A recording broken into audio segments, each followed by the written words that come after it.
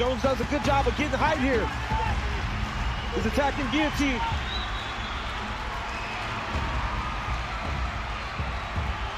He's not under the chin. And Gane's head is not really in there. Certainly applying pressure, though, and keeping his head bent down makes it difficult to breathe. It's making him carry his weight. Yes, that's important. Jones is just making him carry him. And he's putting pressure. Jon Jones! The greatest of all time!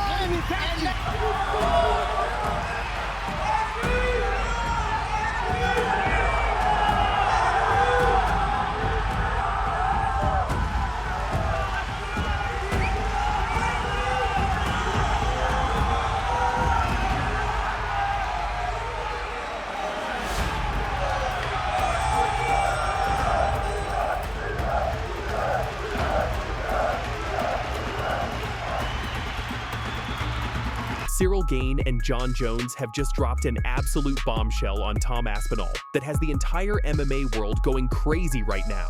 Both Ciryl Gane and Jon Jones have sent massive messages to Tom Aspinall ahead of UFC 321, and Aspinall's response? Oh man, you need to hear this.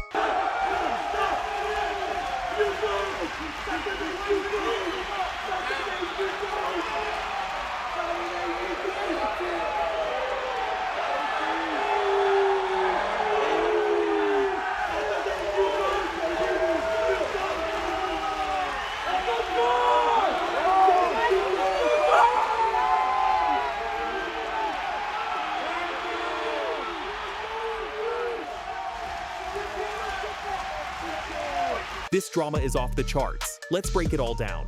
Ciryl Gane, who's set to face Tom Aspinall at UFC 321 for the heavyweight championship, just made a statement that nobody saw coming. Gane came out and said, and I quote, "Jon Jones's striking power is stronger than Tom Aspinall's. That experience fighting Jones, even though I lost, taught me what real heavyweight power feels like, and that knowledge will help me against Tom Aspinall easily." Did you hear that? Gane said he'll beat Aspinall easily. Now, this is absolutely wild for several reasons. First, Gane is taking everything he learned from getting submitted by Jon Jones in the first round and turning it into confidence against Aspinall. Second, he's basically saying that Jones hits harder than one of the most devastating knockout artists in the heavyweight division.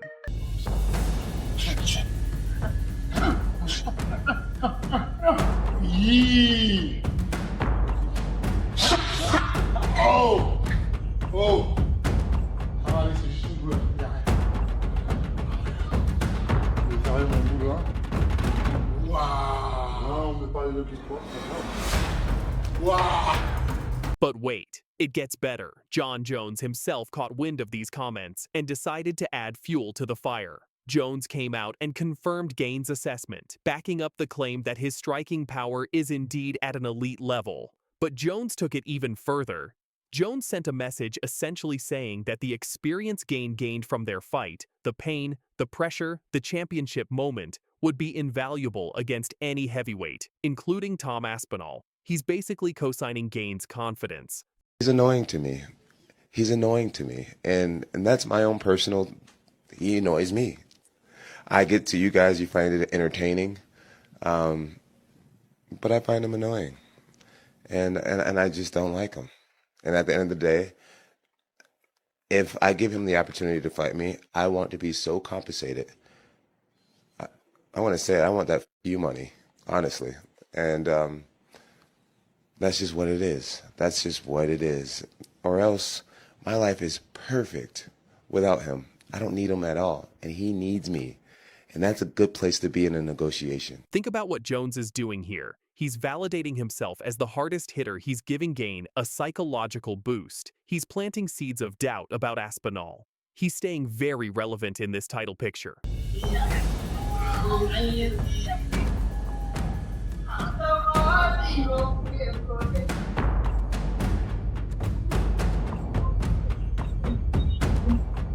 Let me take you back to March 2023. UFC 285, the moment that changed everything. Ciryl Gane stepped into the octagon against Jon Jones for the undisputed heavyweight championship. This was Gane's second attempt at the title, and everyone thought this was going to be a competitive, technical fight. What happened? Complete and utter domination. Jon Jones submitted Ciryl Gane in just 2 minutes with a guillotine choke. The fight was over before it even started. Gane looked lost, absent, completely unprepared mentally. After that devastating loss, most fighters would crumble, but not Gane. In a recent interview on UFC 321 Countdown, Gane opened up about what really happened that night. When I started the fight, I was not there. I was absent. Unfortunately, I made a mistake, and what is done. When I started the fight, I was not here. I was absent. If you're Ciryl Gane, you want to be as far away from the octagon side as you can be to try to defend takedowns. And unfortunately, I did a mistake, and when it's done, it's done. But here's where it gets interesting. Gane continued. After my loss against Jones, a lot of things changed. More questions. Why did you do that? Do you really want that? Now, it's different than before. This was my mindset. Revenge. This is exactly what we did for UFC Paris. Ciryl Gane pictures in this clip. Gane went back to the drawing board. He questioned everything about himself, his motivation, his training, his mental approach, and he made massive changes. He told the media, "After the fight with Jon Jones, I felt that people turned really crazy. The loss has helped me to grow. At first in my sport, to lose like that, this is too much pain. With the people, the media, and everything, it was really hard. But I stayed strong. I kept my positivity. I was flawless before, win after win. Then something like that happened. Okay, I must train harder. I must do more. Now I'm focused on the little things that are really important to grow up." Yeah, it was not easy the last time. Yeah, after the fight with Jon Jones, I felt the people turn really crazy. Okay, monogamy is bullshit. And seriously made it. So this is helped me to grow up a little bit more. At first, because in my sport to lose like that, this is making too much pain, really. And the people around with the media, with everything, it was really hard. You must be strong. If you are not strong on this situation, this means a lot of things for me. But I stay strong. I keep my positivity every time. And I learn a lot. Like we say, during the failures, you learn really more. You see, I started the Muay Thai just because the people told me to come. It was exactly the same with the MMA. And every time it was not easy because I work hard. But I was in the flawless, everything, win after win, win after win, win after win. And sometimes to have something like that, okay, I must train harder than that. Yeah. You see, I must do more.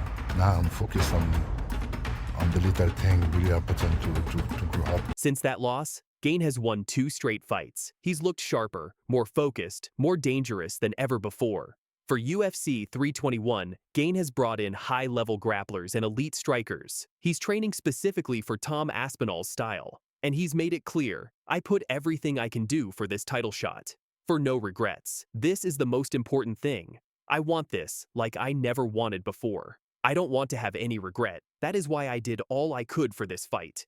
UFC 321, I won this fight. I put everything I can do for this title shot. For no regret. Now you can switch, and you go lower and kick. Perfect. Yes. This is the most important that I won this like I never won before. Oh! Ciryl Gane is a tremendous athlete. I don't want to have any regret. That's why I did all I can do for that.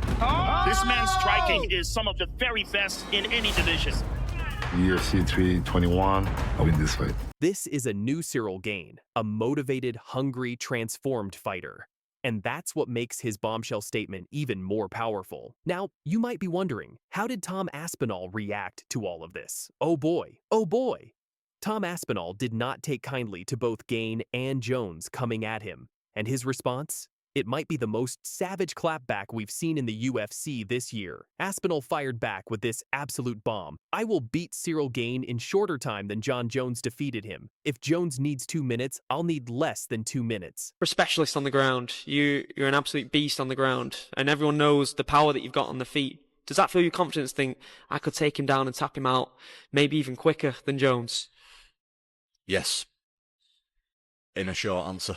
Yeah, well, the thing is, mate, I'm not just going to run across the cage and Take him down. take him down. Yeah. I'm going to mix it up between strikes and takedowns and keep him guessing. Obviously, that's what I'm going to try and do. But I really highly rate Ciryl. He's not...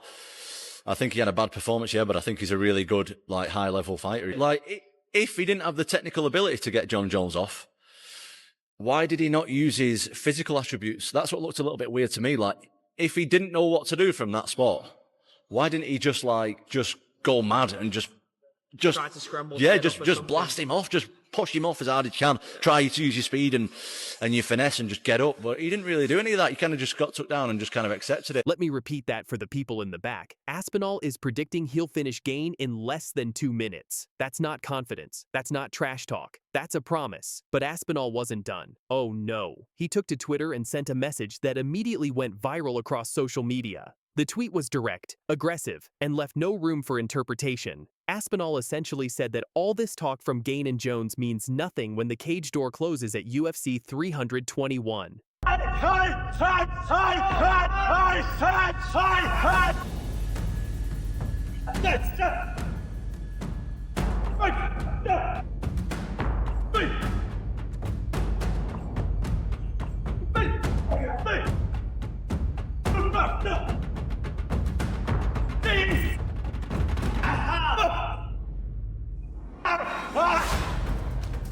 This isn't just a fight anymore, folks. This is personal. This is about pride, respect, and proving who the true #1 contender is in the heavyweight division. Gane is betting that his experience against Jon Jones, the pain, the power, the championship pressure, has prepared him for anything Aspinall can bring. He's essentially saying, I've felt the worst and I survived. I've learned. I've grown.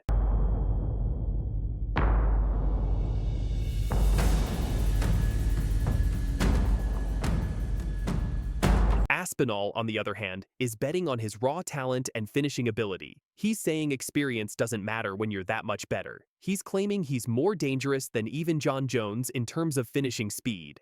Ciryl tweeted that he thinks you should be careful what you wish for, and he'll see you in Paris. How do you think you match up against Ciryl? I better be careful, apparently. Yeah. I think I match up pretty well against him. I think I'm equally as fast as him. I move equally as well. The difference is I can grapple. I've got a lot of power. And I think that's pretty undeniable at this stage of my career. I've got a lot of knockouts on my record, mate. I have to touch you once, and I wasn't even throwing heavy tonight. I thought it was going to be a 5-rounder. I didn't mean to knock him out. I was pretty sure that that was going to be a 5-round fight tonight, and just takes one shot, mate, at heavyweight, especially with me throwing him.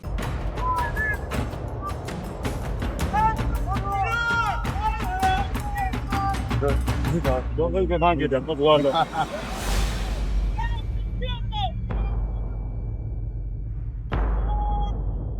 Thank you, John.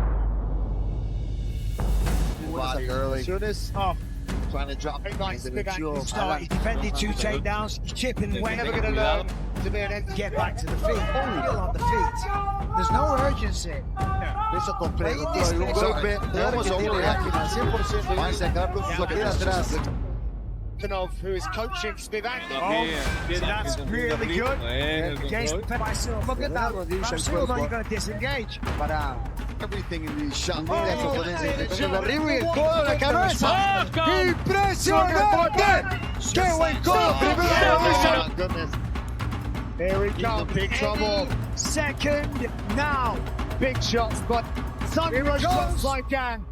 In a massive bombshell statement that sent shockwaves through the MMA world, Ciryl Gane has declared that his upcoming fight against Tom Aspinall is going to be easy to prepare for, and it's all thanks to Jon Jones's spotlight on the British champion. Let's start with the bombshell that has everyone talking. Ciryl Gane, the former interim heavyweight champion, has made a stunning declaration about his preparation for Tom Aspinall, claiming the fight will be easy to get ready for, and crediting Jon Jones for making it possible. In a recent interview, Gane revealed his mindset heading into his 3rd shot at heavyweight gold. All of that, the conference, the media, everything is heavy for the fighter. I remember against Francis, it was so heavy. For Jon Jones, it was easier, so I'm sure for the next one, it's going to be easy.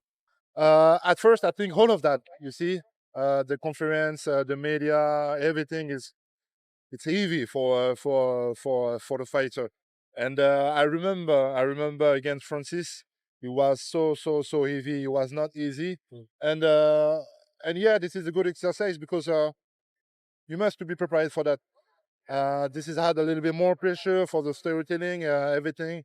And yeah, I remember for Jon Jones, it was easier, so I'm sure for the next one, it's going to be easier. But here's where it gets interesting. Gane's confidence stems from his experience under the Jon Jones spotlight, having already faced the pressure of fighting Bones at UFC 285. The French striker believes he's now battle-tested for the biggest stage. Tom Aspinall is the new generation. He's a tough guy, well-rounded, but I'm also a good fighter, Gane stated. It's going to be a beautiful matchup. Well-rounded, so yeah. He's a good fighter. I'm also a good fighter, so it's going to be a beautiful matchup. It's going to be a beautiful matchup. He's going to have his tactic. I'm going to have mine. So yeah, I can't wait. I'm really excited about this challenge. This confidence is striking considering Gane enters as a significant underdog against Aspinall, who opened as a -350 betting favorite. The MMA Twitter sphere has absolutely exploded following Gane's comments, with fans and fighters weighing in on what many are calling either supreme confidence or dangerous overconfidence. Retired UFC welterweight Matt Brown didn't hold back, stating, "The heavyweight division is on the line. If Gane goes in and beats him, the heavyweight division loses a lot of respect." The heavyweight division is on the line. If Gane goes in and beats him, no disrespect to Gane, love the guy. The heavyweight division loses a lot of respect, even if Tom goes out there and it's a close. Brown went further, suggesting this is exactly what Jon Jones was hoping for. Jon's going to be on his phone with Twitter open watching this fight, just waiting for Tom to mess up. This is the situation Jon was craving the whole time. Jon's going to be on his phone with Twitter open watching this fight, like just waiting for Tom to fuck up and get dropped, get leg kicked and limping a little bit. Or, you know what I mean? Jon can't wait for that moment. Fans are split down the middle. Team Gane supporters are rallying behind his experience and striker's confidence. Aspinall fans are calling it premature celebration. Many are questioning if Gane is underestimating the British champion's well-rounded skill set. The UFC 321 has been trending, with over 50,000 tweets in the past 24 hours alone. You can't talk about this fight without addressing the elephant in the room, Jon Jones. The former heavyweight champion's decision to retire and relinquish his title has created this entire scenario. Interestingly, Gane wasn't frustrated by the year-long delay caused by the Jones-Aspinall saga. "I was not frustrated. I got my experience. We stayed focused, stayed professional, and trusted the work of UFC." And no, I was not frustrated. I got my experience. I did already 1 year without fight because of the COVID, because the people canceled the fight. We stay every time we stay focused, we stay professional, and we trust to the work of the UFC. And we're just waiting at the gym, keep training, and this is exactly what we did. But here's the kicker. UFC analyst Din Thomas believes Jones deliberately delayed to gather intelligence. Jon is a chess player. He's collecting as much information on Tom Aspinall as possible. We haven't seen Tom in a lot of tough spots. Jon is a chess player. You gotta think about this. He's a very intellectual chess player.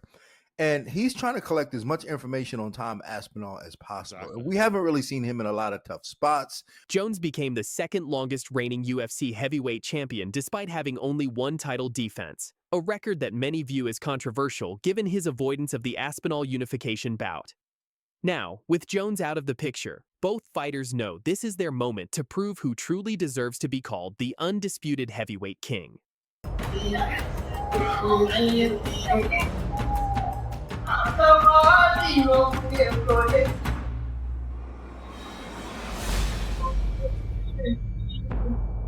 So how has Tom Aspinall responded to Gane's bold claims?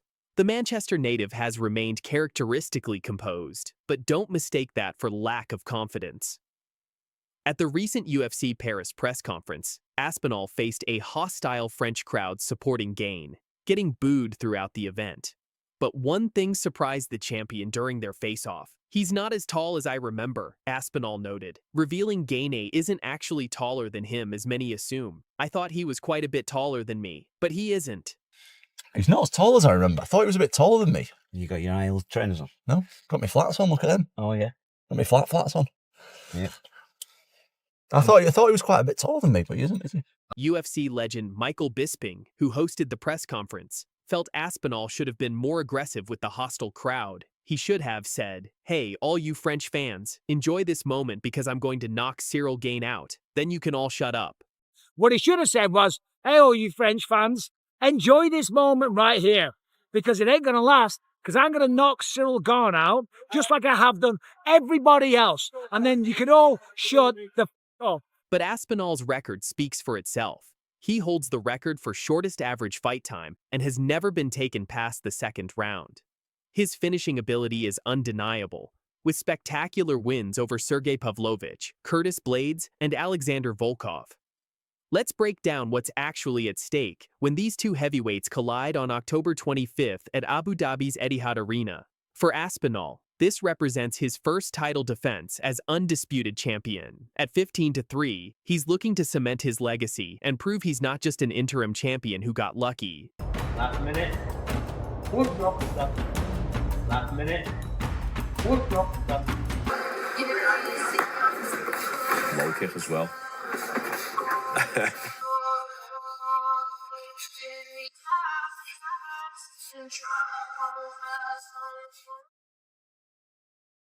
Jon Jones has stated publicly he wants to fight at the White House. Even last week, he was at the Grammys or some shit like that, and he was on the red carpet speaking about how he's back testing and he's ready to fight at the White House.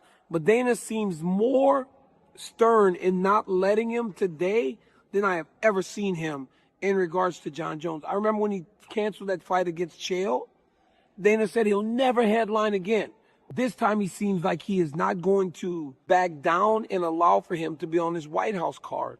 And if I'm being completely honest, I don't know that I agree. I think I would let him fight. I think if he wants to fight, I would let him fight, because for as much as mixed martial arts is a global sport, and it's a sport that everybody loves, and we support people from all around the world, at the end of the day, when we're fighting at the White House, you want American people that can win at the end of the night. Imagine if we're on the White House lawn and the Americans aren't winning fights. And that could happen, because when the opening line for McGregor versus Chandler comes out, Chandler's going to be a pretty substantial underdog, as he should be. Even though Conor hasn't fought in forever, he will still be the favorite to beat Michael Chandler. I believe that you got to let him fight, man. I think that you put some things in his contract that makes it very costly to not follow through.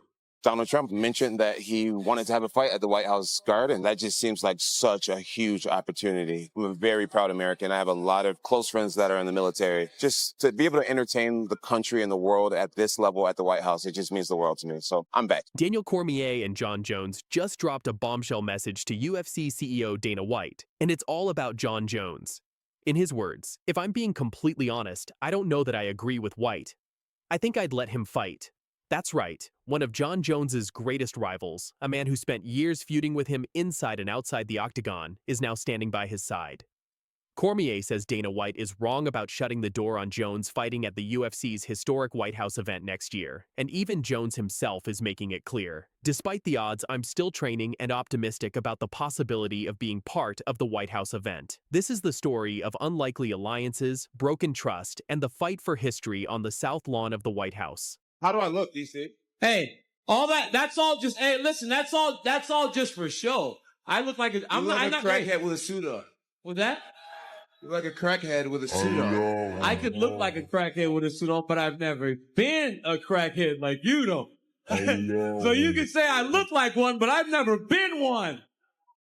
I've never been one. Daniel Cormier versus Jon Jones is one of the greatest rivalries in UFC history. They brawled at press conferences, insulted each other on live TV, and battled twice in the cage. Yet now, in 2025, Cormier is putting the rivalry aside for something bigger: America's image on the biggest stage the UFC has ever had. Speaking on his YouTube channel, Cormier said, "If I'm being completely honest, I don't know that I agree with White.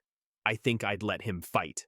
I think if he wants to fight, I'd let him fight, because for as much as mixed martial arts is a global sport, and it's a sport that everybody loves, and we support people from all around the world, at the end of the day, when you're fighting at the White House, you want American people that can win." And if I'm being completely honest, I don't know that I agree. I think I would let him fight. I think if he wants to fight, I would let him fight, because for as much as mixed martial arts is a global sport, And it's a sport that everybody loves, and we support people from all around the world. At the end of the day, when we're fighting at the White House, you want American people that can win. Cormier argued that the UFC needs a strong American presence on the White House card. And right now, he says, Jones is the only American capable of delivering that win. He even pointed out, we have no American guys in the top 10 of the pound for pound since Jon Jones retired. That's crazy. Come on, boss. It's me asking you to give Jon Jones a chance. We have no American guys in the top 10 pound for pound right now since Jon Jones retired. That's crazy. Come on. Come on, boss. It's me asking you to give Jon Jones a chance. That's crazy. For Cormier, it's not about friendship. It's about national pride. But Dana White doesn't see it that way. For months, the UFC boss has made it clear Jones is too risky. The arrests, failed drug tests, last-minute cancellations, White has seen it all. He even joked that the odds of Jones fighting on the White House card are 1,000,000,000 to 1. At UFC 318, White explained, I can't risk putting him in big positions, in a big spot, and have something go wrong, especially the White House card. Just wondered, at this point, is there anything in the next few months or several months that Jon could do where you could say, okay, I actually trust him to put him on that card? Let me ask you, what do you think Jon would do in the next couple of months that would make me trust putting him on the White House card? Well, I would not trust him, but I would like to see him fight Aspinall on that card down the road. So I already said that I don't trust him, and you're asking me what could he do for me to trust him in the next 3 months? You don't trust him. Well, yes, but you talk to him. I don't. Yeah. No, I don't talk to him either. I haven't talked to him at all. Well, there's a greater chance you'll talk to him than I'll talk to him. Yeah. I would not bet on, if I had to make odds, it's 1,000,000,000 to 1 that I put Jon Jones on the White House card. All right, I think that ends the questions on it. Yeah. And White has reason to be cautious. The UFC's only canceled event in history, outside of the pandemic, was because of Jon Jones. With the White House event set to be the most high-profile card ever, White says reliability comes first. Cormier doesn't deny Jones's history, but he thinks there's a way to manage it. His proposal? Put strict safeguards in Jones's contract. I think you put some things in his contract that make it very costly to not follow through, Cormier suggested. If you put Jon Jones on the White House card, say something happens in the law, and he has to be pulled from the card, $1 million. Say he just says he doesn't want to fight, $1 million. Say he gets injured, then it should be less, as long as the injury can be proven. But you put these safeguards in place to make sure that he shows up there. I believe that you got to let him fight, man. I think that you put some things in his contract that makes it very costly to not follow through. You understand? So if you put Jon Jones on the White House card, say something happens in the law and he has to be pulled off the card, $1 million. Say he just says he doesn't want to fight, $1 million. Say he doesn't, say he gets injured, then it should be less, as long as the injury can be proven. If the injury is proven, charge him nothing. He's just a normal fighter that got hurt in training camp. But you put these safeguards in place to make sure that he shows up there. Because one, you pick a card with him and Conor McGregor, massive eyes will be on that card. For Cormier, the risk is worth it. Because one, you make a card with him and Conor McGregor, massive. Two, you put an American guy in the main event who has a real chance to win. That's what people want. But you put these safeguards in place to make sure that he shows up there. Because one, you pick a card with him and Conor McGregor, massive eyes will be on that card. And two, you put American guy in there in the main event that has a real chance to win the fight. And send everyone home feeling very good. It's why the good guys win at the end of movies. Because they want people to feel good leaving the theater. Except for $1 Million Baby. And what about Jon Jones himself? Why do you think Jones retired and then came back to the testing pools so early? I have a hard time believing that he would duck somebody. Because he's good. I don't think Tom Aspinall is that hard a matchup for him. When I lost in the Olympic semifinals were automatically wrestling for the bronze medal back then. I said to my coaches, I don't want to wrestle for third.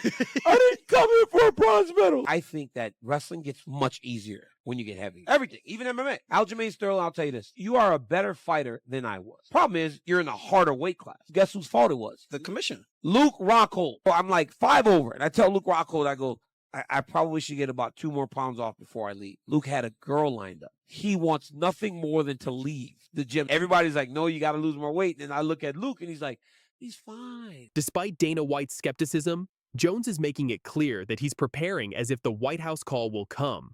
On social media, Jones wrote, "Despite the odds, I'm still training and optimistic about the possibility of being part of the White House event.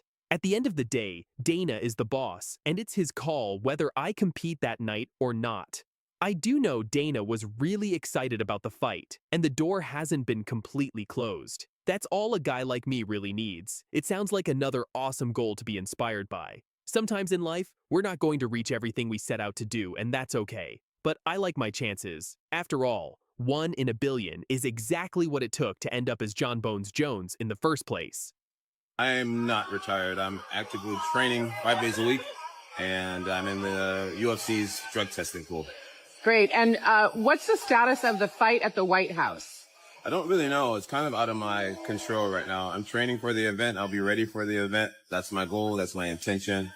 But ultimately, it's up to the boss. Retirement because you want to fight at the White House. Yeah, that's the goal. Did he call? Have you had any motion on that since he said that? No, we haven't had a conversation about it, but I have a very strong feeling that I'll be fighting that night. Sure. And I got to ask, would you fight before or after that, or is this a one and done? I think it's going to be one and done. But Man, who knows what the future holds. That's huge, bro. That's huge, man. Former champ Robert Whittaker says Jones is paying the price for how he handled the Aspinall saga, claiming that whole length of time of inactivity and holding up the division stretched the trust factor with the bosses. At this point right now, I can kind of see Jon Jones just trolling the hell out of like Tom Aspinall, dude. Like I can see him like signing it, doing 5 months, and then just retiring. I think he's trolling him at this point. It's rough. Aspinall's just wasting away. A lot of Jones fans have just jumped ship. But maybe he's looking to properly like bulk up in the right places. Maybe. Well, Or he's trolling. I'm just happy it's not my division. Meanwhile, Chael Sonnen thinks the UFC doesn't even need Jones or McGregor to headline. He floated Ilya Topuria versus Islam Makhachev as a potential main event, asking, does Ilya versus Islam, champ versus champ, trump Conor McGregor versus anybody? First and foremost, are you retired? I am not retired. I'm actively training 5 days a week, and I'm in the UFC's drug testing pool. Great. And what's the status of the fight at the White House? I don't really know. It's kind of out of my control right now. I'm training for the event. I'll be ready for the event. That's my goal. That's my intention. But ultimately, it's up to the boss. If I did, Jon Jones would be the #1 pound-for-pound fighter in the world. If I did, it would be Ilya Topuria. Well, there you go. You do it, so good luck. Thank you. Yes, sir. Hey, Dana, over here. Yeah. Olympic gold medalist Gable Stevenson has been seen recently training with Jon Jones and said himself he plans on joining the UFC. Is that someone you're interested in seeing? So the question, what did Gable Stevenson and Jon Jones, Been what? training with Jon Jones, and he wants to come to UFC. Jon Jones is training? Holy shit.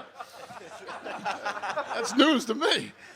Was he on the reality show in Thailand or something? Oh, boy. When you knock on my door and I say, hello, boy. Satan, Spider webs. I believe it is time to go. Me and the devil. Jon Jones has dropped a massive bombshell about his fighting future. Despite Dana White's 1,000,000,000 odds against him, Bones Jones is declaring he's not retired and is actively training 5 days a week for what could be the most historic UFC event ever. The White House card set for June 2026. Going pretty well. Things are going great. The White House. Dana White said you and Jon Jones, that's a real deal. I'm going home. I'm going to get the head down. I'm going to rest. They're testing me. I'm in the pool. I always say, man, I thought that's what the pools are for, jumping in and out. But I'm back in the pool. So get ready and stay ready because damage will be done. Oval Office, White House guard.